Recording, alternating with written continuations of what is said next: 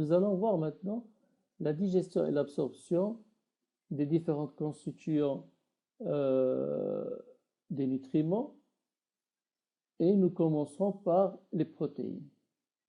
Tout d'abord, du point de vue digestion des protéines, elles débutent, comme nous l'avons déjà évoqué auparavant, dans l'estomac, et ceci grâce à la pepsine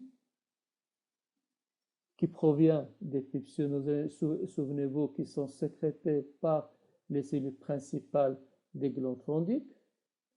Cette digestion se poursuit par la suite dans l'intestin.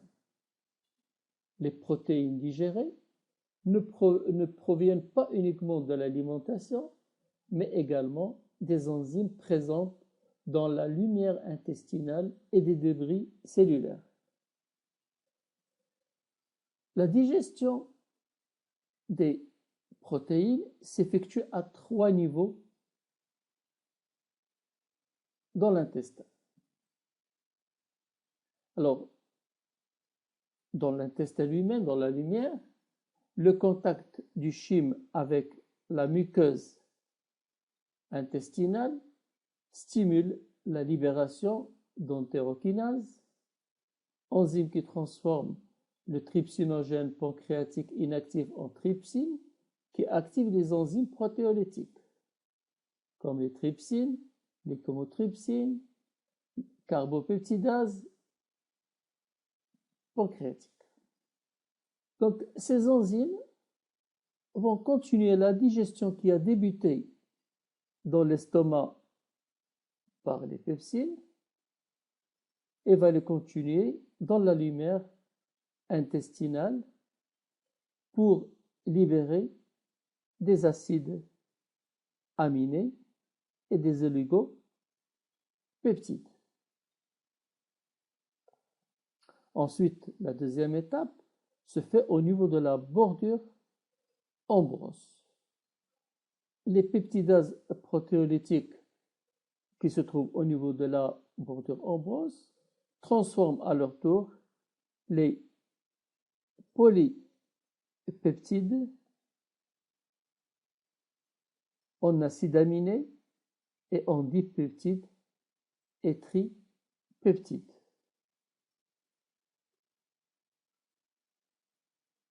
Ces dipeptides et tripeptides pénètrent ensuite dans le cytoplasme entérocytaire où va se poursuivre encore le processus de la digestion.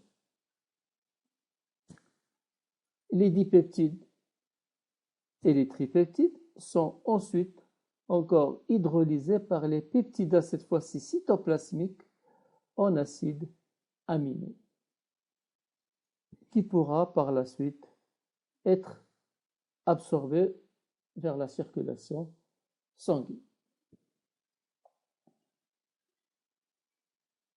Alors, de point de vue absorption des protéines. L'absorption des protéines se fait essentiellement dans l'intestin grêle. Cependant, le côlon possède une certaine capacité d'absorption des peptides et des acides aminés. Du fait des caractéristiques physico-chimiques très variables des différents peptides, de nombreux systèmes de transport sont nécessaires. Alors, comment se fait l'absorption?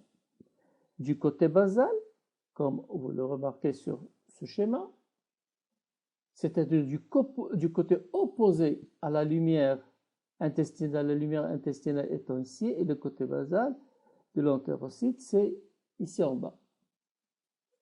Le côté basal présente des pompes sodium, potassium, ATPase dépendantes. Cette pompe sodium-potassium va rejeter le sodium vers l'extérieur, c'est-à-dire vers le sang, et va internaliser le potassium à l'intérieur de l'entérocyte.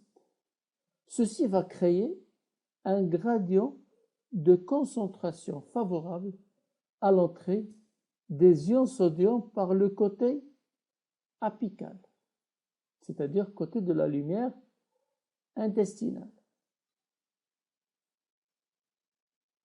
Le sodium, alors, peut pénétrer dans l'entérocyte de deux manières. Soit par un cotransporteur sodium acide aminé, c'est-à-dire un cotransport qui va dépendre du sodium et en même temps va internaliser un acide aminé avec. Alors, il existe au moins 5 cotransporteurs selon le type d'acide aminé qui est en jeu. Le deuxième mécanisme, c'est l'existence également d'une pompe sodium-hydrogène. Cette pompe sodium-hydrogène, toujours dans le côté apical de l'entérocyte, va faire sortir des ions H+, et pour chaque ion H+, qui va sortir, il y a un ion sodium qui va pénétrer dans l'entérocyte.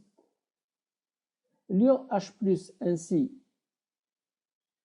expulsé de la cellule, ne va pas s'accumuler dans la lumière intestinale. Elle va retourner dans l'entérocyte par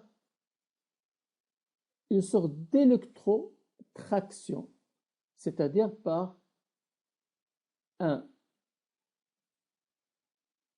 une attraction négative vers l'intérieur de l'entérocyte, et cette attraction négative va entraîner avec l'entrée de dipeptides ou de tripeptides grâce à ce cotransporteur qui est hydrogène dépendant.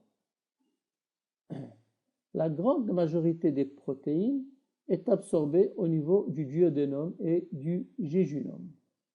Les acides aminés ainsi qu'une petite quantité de peptides et de tripeptides sortent alors de l'entérocyte par le côté basal de l'entérocyte pour rejoindre la circulation sanguine via 5 mécanismes qui dépendent ou non du sodium.